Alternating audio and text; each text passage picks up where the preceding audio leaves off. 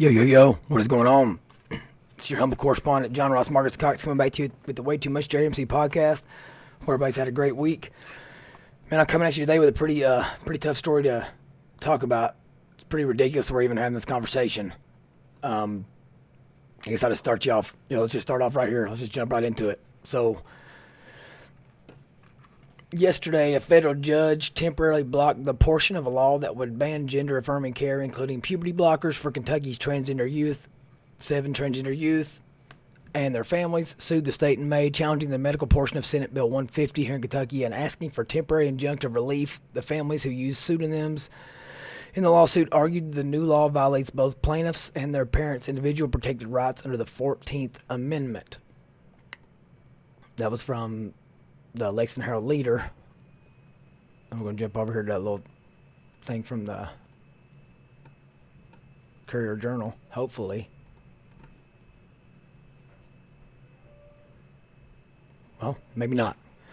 So, yeah, I just want to jump right into this decision from Federal Judge David Hale, who was a Obama appointee, and some of y'all may remember was actually the judge that refused to dismiss the lawsuit claiming that Trump had incited violence whenever he had told the security guards down at a Trump rally here in Louisville to get them out of there because they were disrupting the rally and trying themselves to incite violence.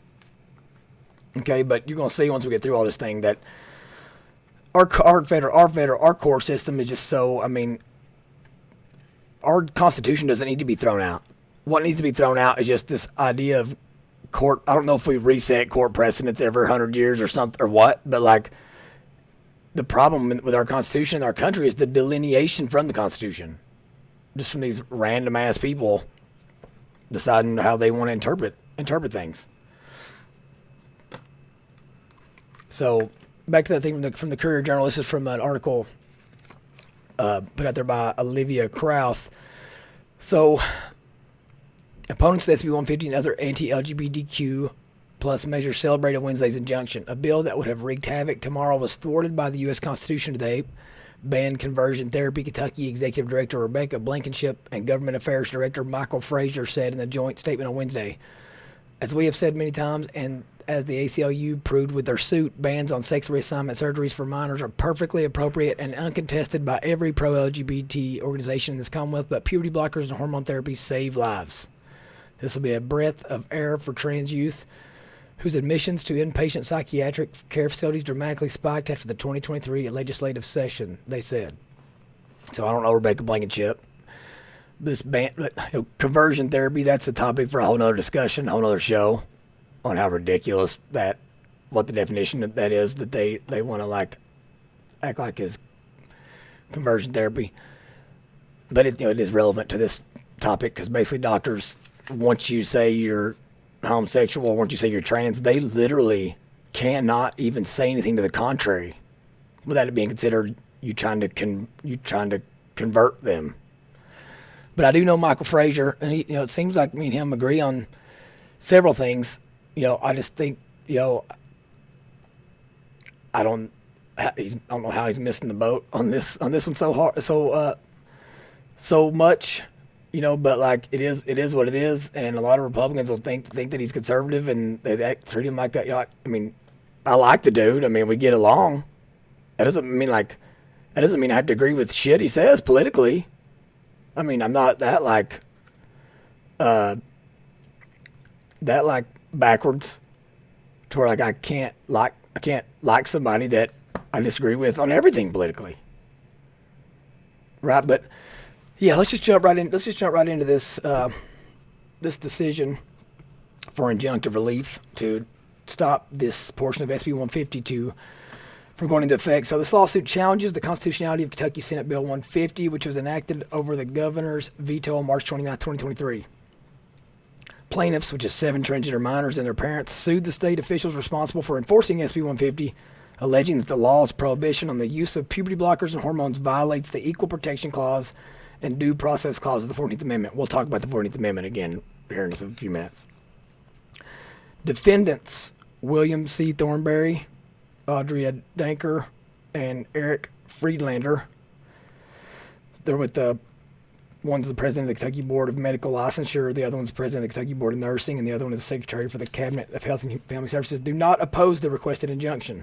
Oh, listen, guys. The entire medical industry establishment is like the deep state. I mean, they're an enemy. They're an enemy of the people. They absolutely there is no good thing that can be preserved from them any longer. We have to come to this realization and stop like holding on to hope that maybe we can make them turn from their evil ways. Danker and Thornberry note that it would behoove KBML, KBN licensees and their patients for the court to grant the injunction and maintain the status quo pending final ruling on the merits of the suit to avoid potentially unnecessary cost, time, and harmful exposure should plaintiffs be successful. Attorney General Daniel Cameron, who was permitted to intervene on behalf of the Commonwealth of Kentucky, maintains that injunctive relief is not warranted. Daniel Cameron, this is your winning issue right here, brother. Go hard in the paint on this topic all the way to November, because the people in this state, all the people in this state, are behind you on this. Well, I can't say all. We obviously got some crazy lunatics, but this issue right here is proof positive for all those Democrats out there that thought Andy Beshear was the good old boy Democrat, the Democrat of the 1990s and the Bill Clinton Democrat. Hell no, he ain't. He is a left-wing lunatic liberal, straight out of California, Nancy Pelosi's house. All right, there's no differentiation anymore. After careful consideration, David Hale states, the court finds that plaintiffs have shown a strong likelihood of success on the merits of their constitutional challenges to SB 150 and otherwise meet the requirements for preliminary injunctive relief. The minor plaintiffs are 3 transgender boys and 4 transgender girls who live in Kentucky. 6 are currently receiving treatments that would be banned under SB 150, while the 7th anticipates needing to receive those treatments when she begins puberty, which could occur at any time. The plaintiffs also reside in Kentucky. Here's the big part. This is the part we have to keep coming back to. Plaintiffs challenge State Code 42A and B of SB 150. Under those provisions, a healthcare provider shall not, this is all they're challenging, a healthcare provider shall not, for the purpose of attempting to alter the appearance of or to validate a minor's perception of the minor's sex, if that appearance or perception is inconsistent with the minor's sex, knowingly. So a healthcare provider shall not prescribe or administer any drug to delay or stop normal puberty, or prescribe or administer testosterone, estrogen, or progesterone in amounts greater than would normally be produced endogenously in a healthy person of the same age and sex. Okay, so this isn't outright banning. This isn't outright banning puberty blockers or hormone treatments. It's literally only banning them in the instances for the purpose of attempting to alter the appearance of a kid. Okay, all right, little boy, you think your girl, wear dresses all day. Put them high heels on, bruh. I don't care. We don't care. But your parent can't stop you from going through male puberty and basically medically castrate you. Nor can they pump you full of estrogen so you start growing boobs. Okay? So they can only not do it to alter the appearance of, for the purpose of attempting to alter the appearance of, or to validate a minor's perception. Perception means oh man, I got a pecker and balls hanging between my legs, but man, I feel like a chick. Brother, I don't give a damn what you feel like. You got a pecker and balls. And I don't feel unchristian saying it like that. It just is what it is. I feel like right now we live in a world where we gotta be crude sometimes to get our point across. And so that's what I'm doing. That's why I'm saying it like that. I'm trying to get my screen fixed. There we go. So let's remember that at all times. Under no circumstances, they're not even saying that that somebody who thinks, if it's a boy that thinks they're a girl, okay? But there's some other medical diagnosis that would require them to go on hormone treatments or puberty blockers, that they can't have them. It's just saying you can't give kids hormone blockers or whatever, or hormone treatments solely because they think there's something that they ain't. The judge goes on to say, the use of puberty blockers or hormones in minors for other purposes is not restricted. What I just said, the relevant licensing or certifying agency must revoke the licensure or certification of any healthcare provider found to have violated subsection SB 150. Also permits a civil action to recover damages for injury suffered as a result of violation of the treatment ban to be brought by age 30 or within 3 years of discovery that the injury or damages were caused by the violation. Plaintiffs allege that SB 150 violates the Equal Protection Clause by singling out transgender minors and prohibiting them from obtaining medically necessary treatment based on their sex and transgender status. Again, their sex and transgender status. I don't think constitutionally any of our founding fathers would have ever even, the word transgender status, they'd have been like, what are you talking about? Like, we're literally breaking from England because we're being oppressed and taxed out the ass and being persecuted for wanting to worship Jesus. What do you mean transgender status? The parent plaintiffs additionally allege that SB 150 violates their right to make decisions concerning the care, custody, and control of their children under the Due Process Clause of the 14th Amendment. Based on the evidence submitted, the court finds that the treatments barred by SB 150 are medically appropriate and necessary for some transgender children under the evidence-based standard of care accepted by all major medical organizations. Couple things. Evidence-based standard of care. If you hear a Republican using those terms, they are not to be trusted. If a Republican or conservative says evidence-based standard of care, and they're okay with using that term, they are not to be trusted. They still believe in the old way of doing things. And it's accepted by all major medical organizations in the United States. Yeah, and guess what? All major medical organizations are owned by Big Pharma. They're all in the bit. I mean, the left was just like anti-capitalist like 5 seconds ago. Like, there are no independent doctors anymore. They all work for these huge mega hospitals that are only worried about being for profit. It's all they're worried about is making money. Okay, like anybody who lived through COVID knows that they're going to get their bread. They are still recommending the COVID jab for kids. Still. Andy Beshear would still recommend every kid in the state get that jab. Even though there's been 18 kids since March of 2020 die with that virus. But most of them was fat or had diabetes or something. Amicus brief of more than 20 organizations, including, and all these organizations are all enemies. The American Academy of Pediatrics, the American Academy of Child and Adolescent Psychiatry, the American Medical Association, the Endocrine Society, the Pediatric Endocrine Society, the Society for Adolescent Health and Medicine, and the World Professional Association for Transgender Health. They're all enemies. These drugs have a long history of safe use in minors for various conditions. It is undisputed that puberty blockers and hormones are not given to prepubertal children with gender dysphoria. Okay? Here's the problem. This lawsuit is literally saying once a treatment is being used by a doctor and a parent is claiming that it's helping, or they're claiming that it's helping, they're arguing the state legislature cannot step in and say that it's immoral or illegal to be or be made illegal to use.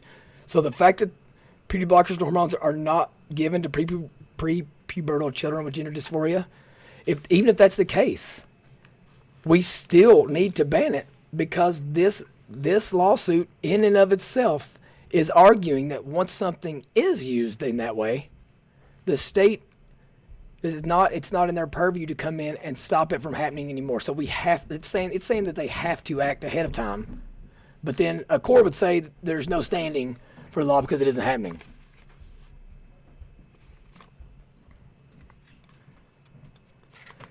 In deciding whether to issue a preliminary injunction, the court balances 4 factors. 1, whether the movement has a strong likelihood of success on the merits, whether the movement would suffer irreparable injury without the injunction, whether issuance of the injunction would cause substantial harm to others, whether the public interest would be served by issuance of the injunction, whether the movement would suffer irreparable injury without the injunction. Let me remind everybody of something here.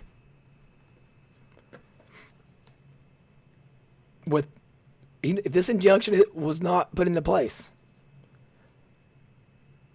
decades of studies, decades of them,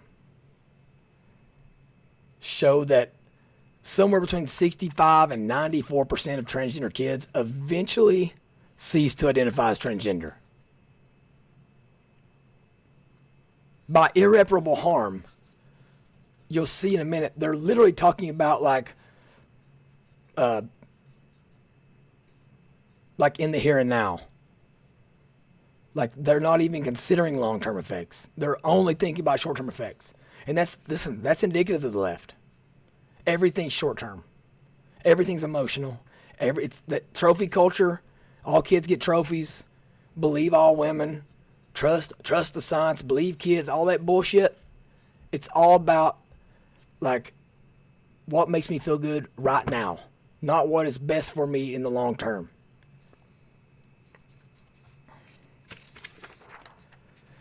Of these, the likelihood of success on the merits is often the determinative factor, particularly when a constitutional violation is alleged. Here, as explained below, plaintiffs have demonstrated a strong likelihood of success as to each of their claims.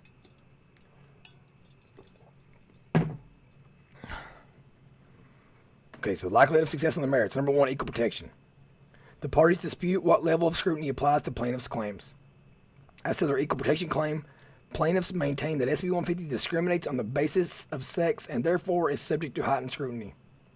The court agrees with plaintiffs both that heightened scrutiny applies and SB 150 cannot survive it. And I've done shows before about heightened scrutiny. We'll go into it a little deeper in a minute. SB 150 prohibits the use of puberty blockers or hormones for the purpose of attempting to alter the appearance of or to validate a minor's perception of the minor's sex if that appearance or perception is inconsistent with the minor's sex. It defines sex as the biological indication of male and female as evidenced by sex chromosomes, naturally occurring sex hormones, gonads, and non-ambiguous internal and external genitalia present at birth. In other words, the minor's sex at birth determines whether or not the minor can receive certain types of medical care under the law. SB 150 therefore discriminates on the basis of sex and heightened scrutiny is required. Now listen to this for a second. The minor's sex at birth determines whether or not the minor can receive certain types of medical care under the law. Of course it does. What the hell is this dude even talking about? I mean, your biological sex comes into play in all kinds of treatments, all kinds of drugs. I mean, like, do we want women to be able to demand chemotherapy when they're pregnant or something? I mean, certain drugs have different side effects in males than they do females. You have to take that in consideration. Sometimes it may be the determining factor. And again, it's not saying the minor's sex determines whether they can get this treatment. What it's saying is, when determining treatment, it can't solely be based on a damn lie that the kid is something that they ain't. That one was for a state rep, the first state rep I know. That ain't was for you. If you are not a female, you are not a female. If you have a pecker and a ball sack, you are not a female. If you have a vagina, you are not a male. I know there's some like outlying circumstances out here when it comes to chromosomes or whatever, Well, like, we can't legislate to the fringes. But even with heightened scrutiny, okay? So the government has to show, with heightened scrutiny, the government has to show like a much higher standard for why they're doing something than in other circumstances, basically. The judge was going to say, it is impossible to discriminate against a person for being transgender without discriminating against the individual based on sex. That's only the case if you agree that being trans has anything to do with your sex. We're literally arguing that being trans has nothing to do with your sex. That's what we're saying. Holding that discrimination based on transgender status easily constitutes sex discrimination for purposes of the Equal Protection Clause.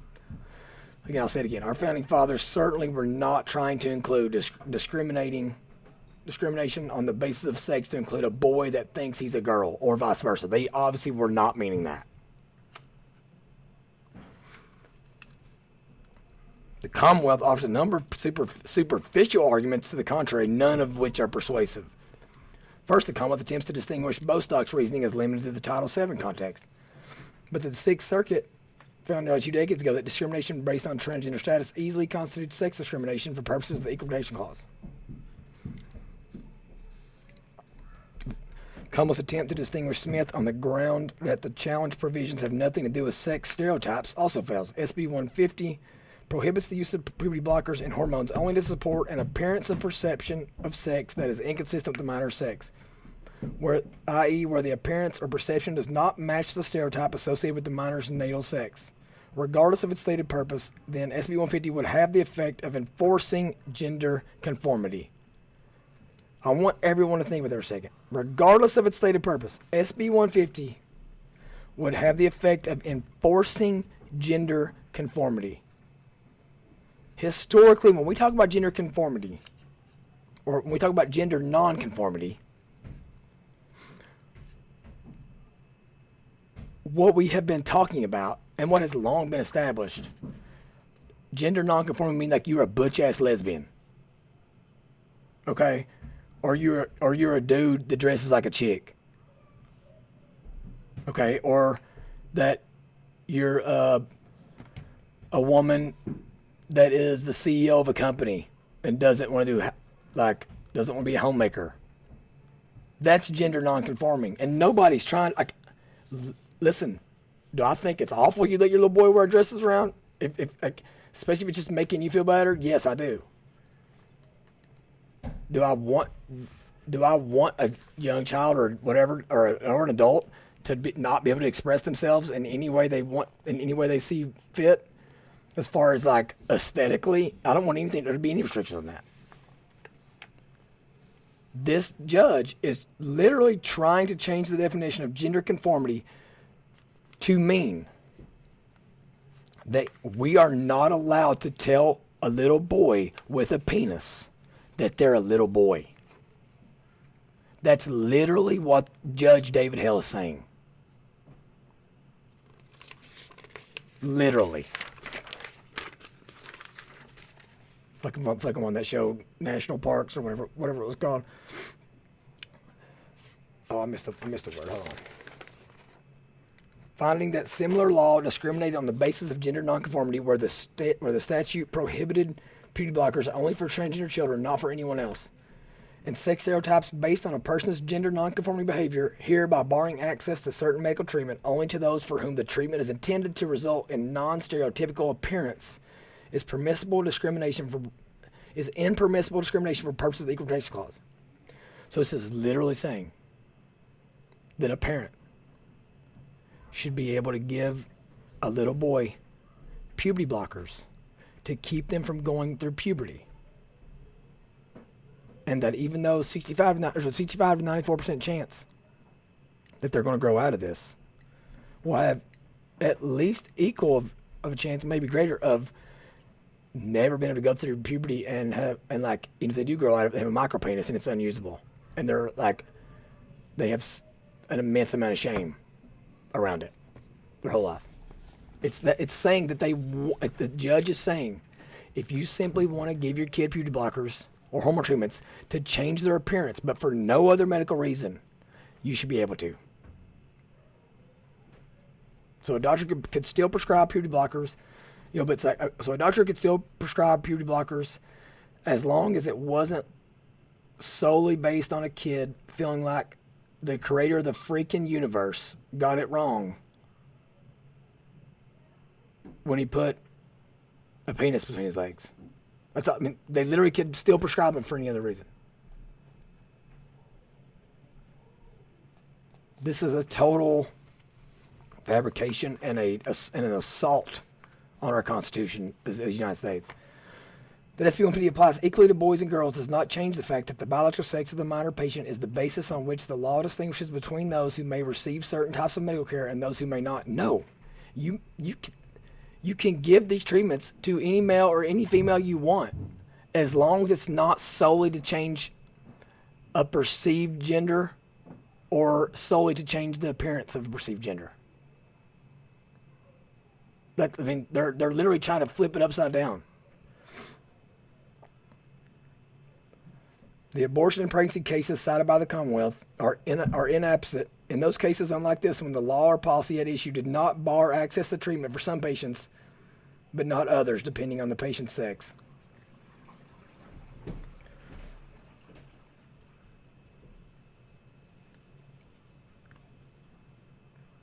For all these reasons, the court concludes, as has every other federal court to consider this question, that heightened scrutiny applies to plaintiff's equal protection claim.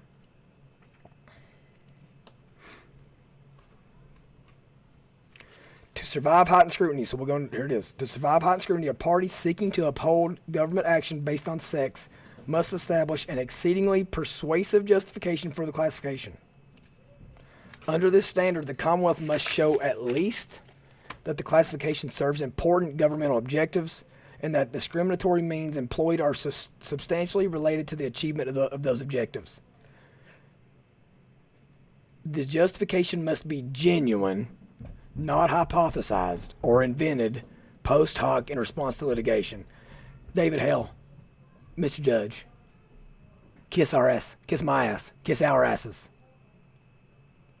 Is there a more important governmental objective than protecting our children from evil psychopaths that want to castrate them or prevent them from going through the most important physiological event their bodies will ever undergo? Is there a more important governmental objective?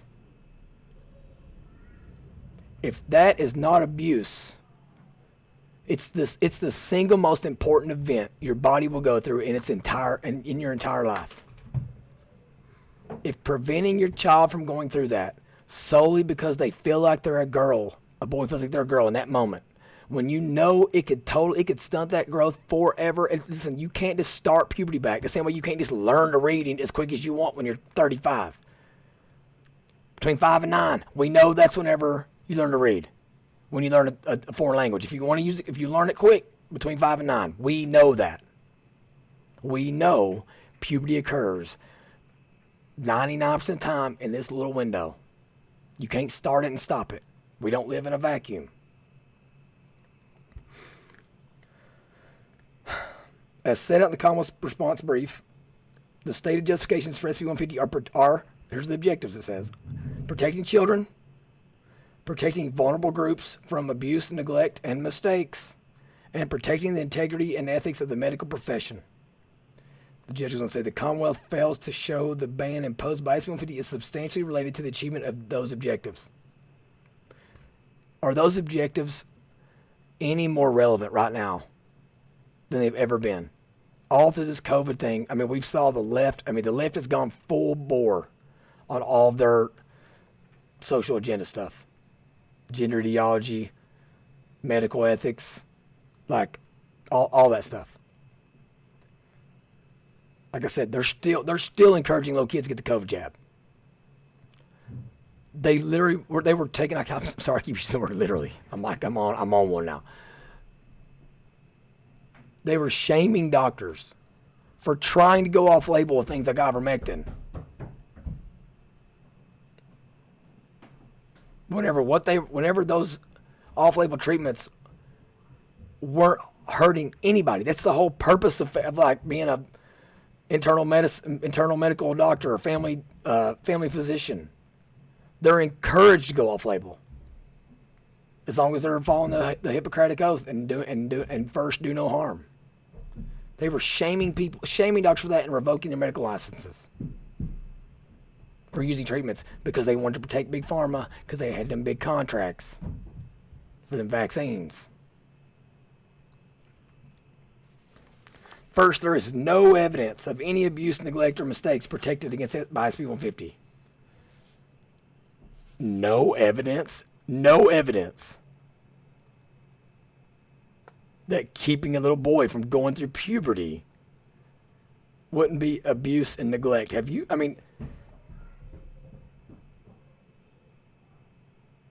seen the suicidality rate for trans people?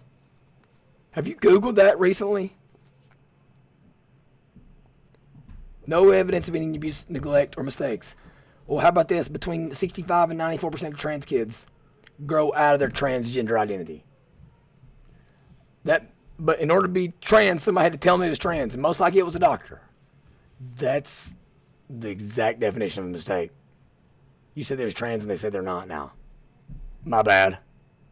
No harm, no foul. Unless you gave them puberty blockers, and now they got a micro penis. Now there is a foul. Nor is the protection of children in general sufficiently persuasive justification given that the statute allows the same treatments for cisgender minors. Again, what we're saying here when it comes to these treatments is you just can't take trans identity into account whatsoever. Or at least it can't be the sole reason. I know some of y'all may not know this, but like there are accepted treatments for pretty much every drug out there. And there are unaccepted treatments for pretty much every drug out there. And those change over time.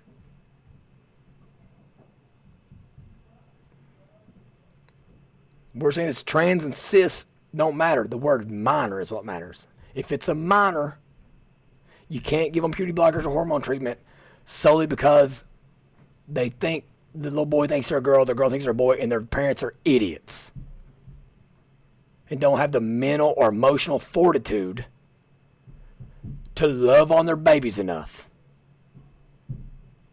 and give them some value, show their value in themselves. Have always stopped giving every kid a trophy every time they walk on the court.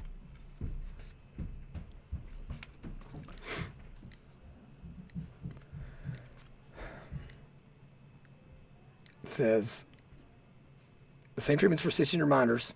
So finding stated justification for similar law to be pretextual because the law allows the same treatments for cisgender minors that are banned for transgender minors so long as the desired results conform with the stereotype of the minor's biological sex. Stereotype.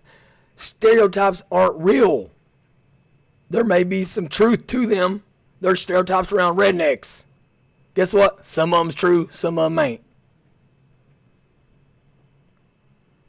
Your biological sex is not a stereotype, you idiot. David Hale, you are a freaking idiot. You live here in my city. If you ever see me, I will tell you to your face.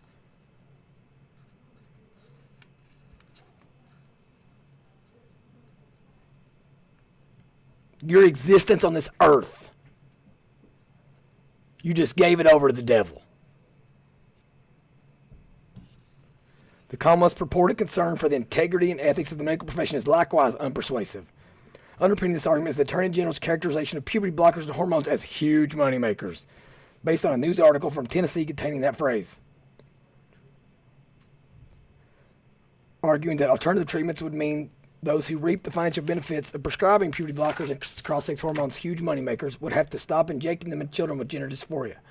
And that would mean no more lifelong patients who must continuously take these profitable drugs.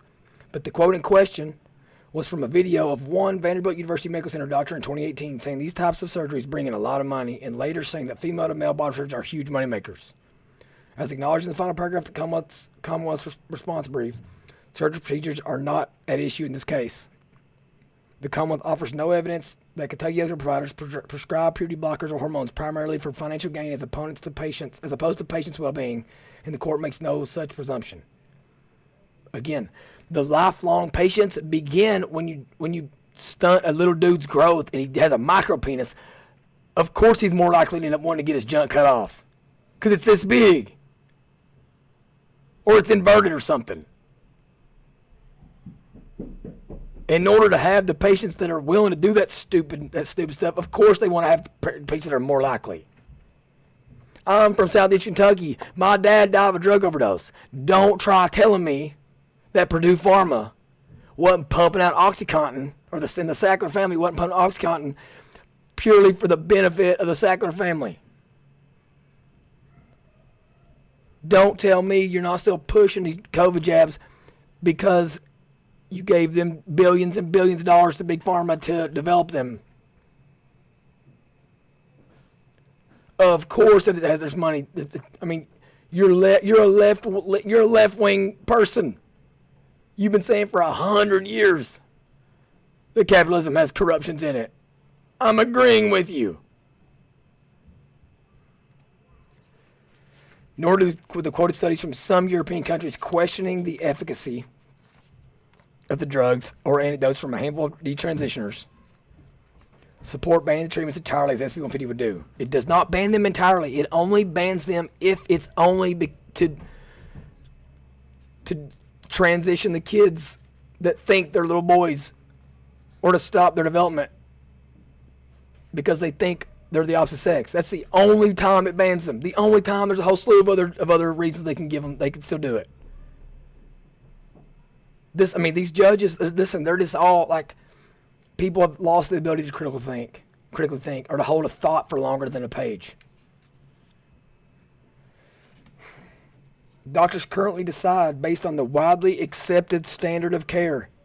Republicans do not use that word, that phrase. It can no longer be used. Standard of care, no longer. Whether puberty blockers or hormones are appropriate for a particular patient. Far from protecting the integrity and ethics of the medical profession, SB 150 would prevent doctors from acting in accordance with the applicable standard of care. The Commonwealth's goal of ensuring the ethics of Kentucky healthcare providers is not attained by interfering with the patient-physician relationship, unnecessarily regulating the evidence-based practice of medicine, and evidence-based practice. That's another one. Don't say it anymore. And subjecting physicians who deliver safe, legal, and medically necessary care to civil liability and loss of licensing.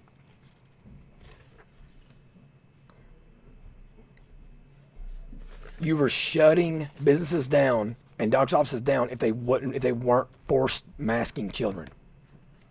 You all were not allowing physicians to write exemptions for masks for children. You're still pushing for the COVID vaccine to be required in schools. Safe, legal, and medically necessary care. The efficacy of some of these jabs that y'all been promoting are proven now. YouTube has totally flip-flopped on their stance on this. They know it was bullshit now. You all have lost all credibility. And yes, we agree with you, leftists, now. We got to totally destroy the system. Full bore frontal assault on this thing and reset it. Because it's so corrupt now. Or we got to just decide to go our separate ways and split the country and have y'all move somewhere and we move somewhere else. In sum, the Commonwealth has not shown that SB 150's discrimination on the basis of sex serves important governmental objectives and that the discriminatory means employed are substantially related to the achievement of those objectives. This may be true if, when saying on the basis of sex, you mean that on the basis of sex, that a little kid thinks they are a little boy, thinks they are a girl, regardless of having something dangling between their legs.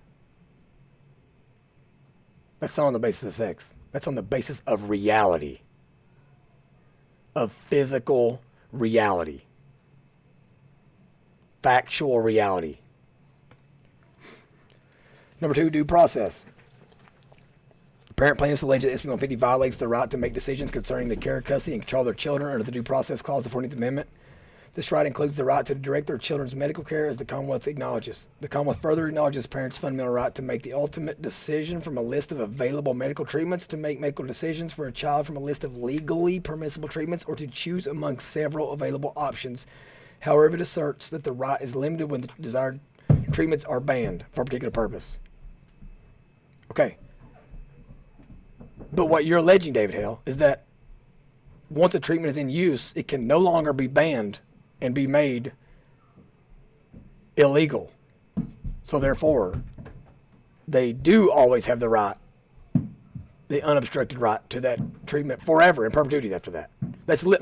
I'm not being hyperbolic here. That's what he's saying.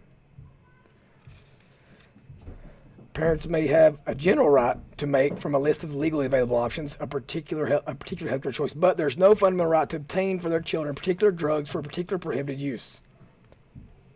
But this argument presupposes that SB 150's prohibition is lawful. That precise question is at issue in this case. Okay, so let's just keep reading. Unless and until SB 150 goes into effect, puberty blockers and hormones are available, legally permissible treatments for gender dysphoria. Indeed, all but one of the minor plaintiffs are already receiving them. Thus, the Commonwealth effectively concedes that the parent plaintiffs have a fundamental right under the Due Process Clause to choose those treatments for their children.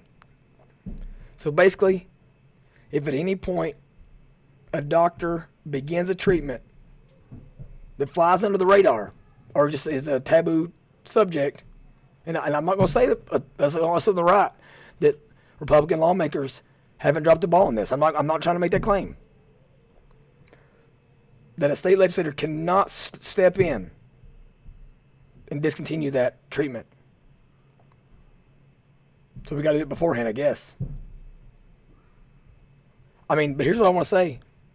We literally just passed a law here in Kentucky that states that certain rehab facilities, and this came from a Republican, Sam Rehaven.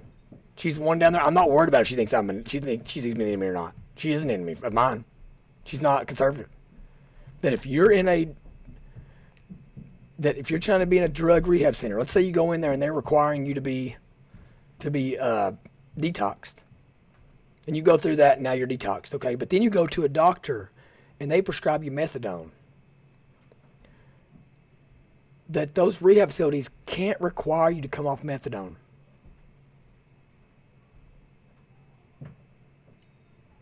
So we have Republican lawmakers that are literally trying to do this, trying to act like the same stuff on the flip side. Methadone's a big money maker too for the Sackler family. They want lifelong customers the same way that the gender people want lifelong customers. The bulk of the Commonwealth's argument is directed at a claim plaintiffs have not made, namely that parents have a fundamental right to obtain whatever drugs they want for their children without restriction. Well, listen here, Davy boy.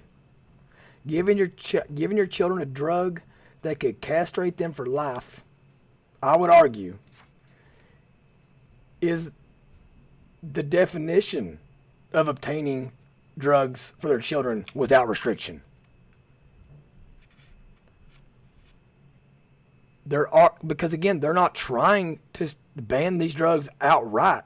They're just saying if it's a little boy that thinks he's a girl, and that's the only thing that's wrong with this cat. It's the only thing. You can't stop them going through the most important physiological change their body will ever go through simply because of that. If a state government can't say that is illegal, then what the hell can they say is? Why can't they give them alcohol and drugs? Why can't they Why can't they let them snort Xanax? Why can't they whip them with a belt? I would definitely argue long term, hitting a damn kid with a belt is probably going to do much more good for them in the long run than giving them a micro penis. Do you disagree with that? There's no fundamental right for a parent to obtain for a child whatever drug the parent wants, much less the child desires, no matter what. There's no limitless right of a parent to obtain drugs for a child. The general right to make the ultimate decision from a list of available medical treatments, does not translate into some sort of affirmative, limitless right to obtain whatever drugs the parent wants for his or her children, carte blanche. Plaintiffs do not allege a limitless right to obtain whatever drugs the parent wants for his or her child. And I would say that the limitless right to obtain whatever drugs the parent wants for his or her child, carte blanche, is in fact what's going to happen, because it's already, go read the definition of what conversion therapy is. This is already a thing to where doctors are too afraid to say no because they know you're going to get butthurt and sue over it, so they just give it to you because that's where they know that the litigation isn't coming from that side of things. And the evidence attached to plaintiff's motion and reply makes clear that puberty blockers and hormones barred by SB 150 are established medical treatments essential to the well-being of many transgender children. Okay, well then, why are 65 to 94% of them not transgender once they're adults? Davy boy. Every major medical organization in the United States agrees that these treatments are safe, effective, and appropriate when used in accordance with clinical guidelines.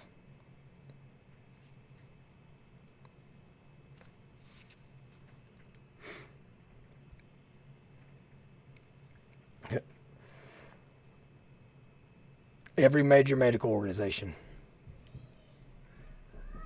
in the United States agrees. I'm tired of this elitist rhetoric, this expert class. Are people totally unaware of like Marxist ideology? This idea that they're experts and essential workers means that you ain't worth a damn. Is what they're saying to you, that you're a dumbass. You cannot think for yourself.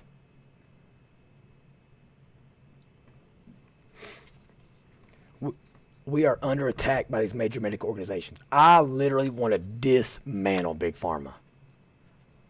I don't want them to be able to market, spend $1 marketing in this state.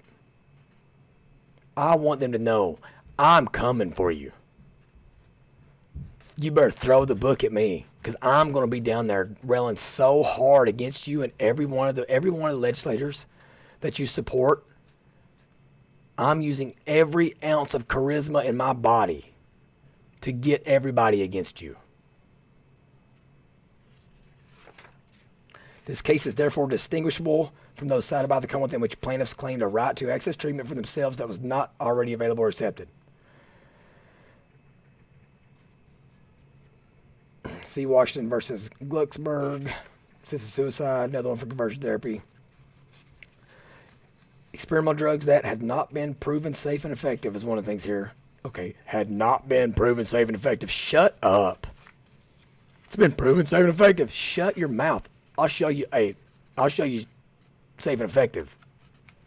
Stay the hell away from my kids. And other people's kids. Moreover, the Commonwealth's contention that plaintiffs framed their asserted right at too high of a level of generality is puzzling given its acknowledgement of parents' substantive due process right to direct their children's medical care. Because this right is fundamental, government actions that burden the exercise of the right are subject to strict scrutiny and will be upheld only when they are narrowly tailored to a compelling governmental interest. While this does not mean that parents' control over their children is without limit, and limitations on parents' control over their children are particularly salient in the context of medical treatment, the fact that a pediatric treatment involves risk does not automatically transfer the power to choose the treatment from the parents to some agency or officer of the state. Some risk. Some. Preventing a child that simply because they think they're a girl or think they're a boy when they're not, to keep their body from undergoing the most important physiological event their bodies will ever take. Possibly preventing that is some risk. It's the risk. THEE. It's the risk. The most important one.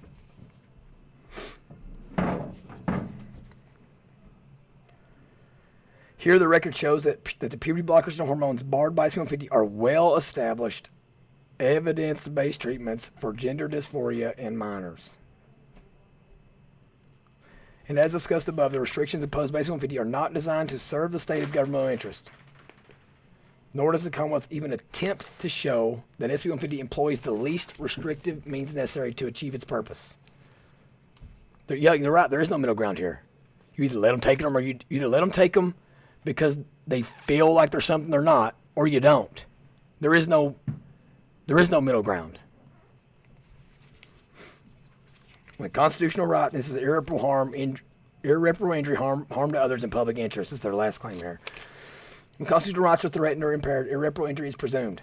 Moreover, plaintiffs have submitted declarations stating that the treatments have significantly improved the minor plaintiff's condition and that eliminating access to those treatments in Kentucky would cause serious consequences, including severe psychological distress and the need to move out of state. The Commonwealth argues that the minor plaintiffs and other children who receive gender affirming care will suffer as a result, as set out above. However, the evidence before the court shows otherwise. If allowed to take effect, SB 150 would eliminate treatments that have already significantly benefited 6 of the 7 minor plaintiffs and prevent other transgender children from accessing these beneficial treatments in the future. It should go without saying that enjoining enforcement of SB 150 will not result in any child being forced to take puberty blockers or hormones. Rather, the treatments will continue to be limited to those patients whose parents and healthcare providers decide in accordance with the applicable standard of care such treatment is appropriate. You didn't have a problem making all the damn kids wear a mask. You wouldn't let a parent choose to not wear a mask in schools, to not wear a diaper on their kid's face. But you want to let them choose to stop puberty. I got you. I mean, listen, it totally makes sense. I've read 13 pages. I've been totally wrong here. I've been totally wrong. You're right. You've been right about everything. Psych.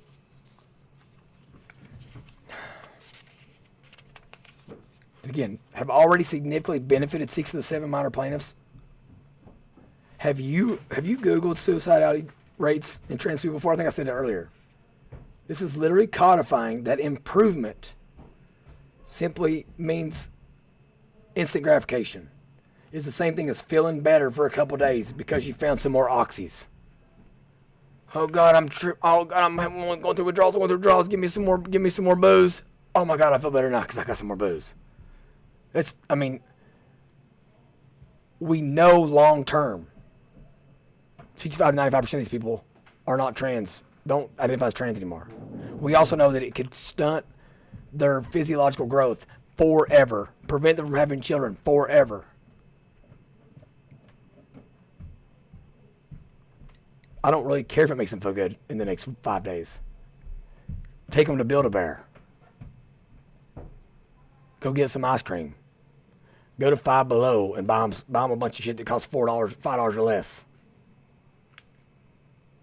Let them watch YouTube and get a bunch of dopamine hits. Don't let them stop the growth of their pecker, okay? Finally, because it is always in the public interest to prevent the violation of a party's constitutional rights, the factor also weighs in favor of injunctive relief. The Commonwealth suggests that any injunction should be limited in scope to cover only those plaintiffs who are already taking the drugs in question. But the fact that some minors experiencing gender dysphoria may choose not to pursue the gender transition procedures covered by the Act and therefore would not be harmed by its enforcement does not mean that a facial injunction would be overbroad. The proper focus of the facial constitutional inquiry is the group for whom the law is a restriction, not the group for whom the law is irrelevant. The Commonwealth notably fails to offer a more narrowly tailored injunction that would remedy plaintiffs' injuries, and as plaintiffs point out, it would be virtually impossible to fashion one. A facial injunction is therefore appropriate. I'm going to end there, and I'm going to bring it home with this. So in instances where pornography is in a school's library, a judge will issue an injunction stating that, because they're supposed to do it narrowly, right? They'll issue an injunction that only says that parent can sign off and saying they don't want their kid to get that book. But all the other kids can still access to pornography.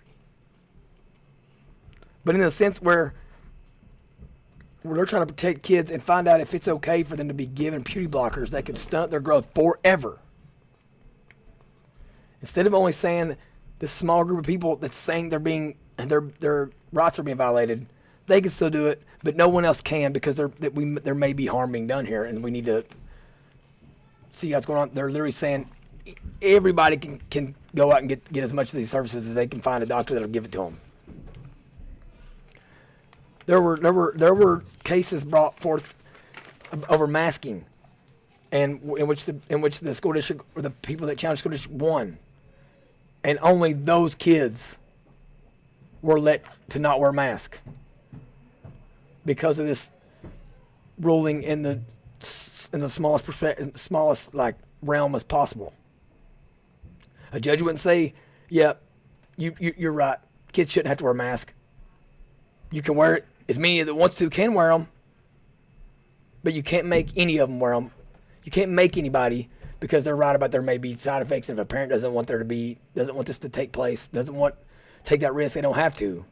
They won't rule broadly there, but they'll rule broadly that the gender ideological industry can continue to wreak havoc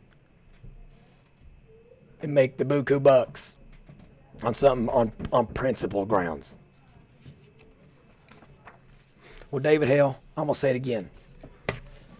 Kiss my big redneck behind. You have furthermore diminished the court in any respect that traditional conservative, Christian conservatives have for federal courts. And you've made even more of a case for why we have to enact legislation specifically to piss off the federal government and tell them to get out of our damn business. I don't really care what the United States of America says anymore. The Constitution is officially a joke because nobody's willing to uphold it. Everybody wants to uphold judicial precedent. I'm talking about the Constitution. You're trampling all over it. And if y'all ain't gonna back down, then it's time for the real men in this country, the real parent, the people that are not scared, to stand up and say enough's enough. And we don't want to be a part of the team anymore. I might join Colin Kaepernick. I might kneel from now on for the national anthem. Because the people in California and these gender theory people, they don't represent my values. And I know they don't represent a lot of your all's values either. So, I hope I just gave you a good little background on this lawsuit. Follow me on Twitter, Way Too Much RMC. You can find me on YouTube, Rumble for my video show. Just search Way Too Much RMC there as well. Or you can listen to me on Apple, Spotify, any of the audio platforms. But make sure you like, subscribe, comment, share, all that stuff. Really need you to help support my work if you appreciate it. I certainly appreciate all you guys. Thanks for listening. It's time for me to get to football practice. Talk to y'all soon.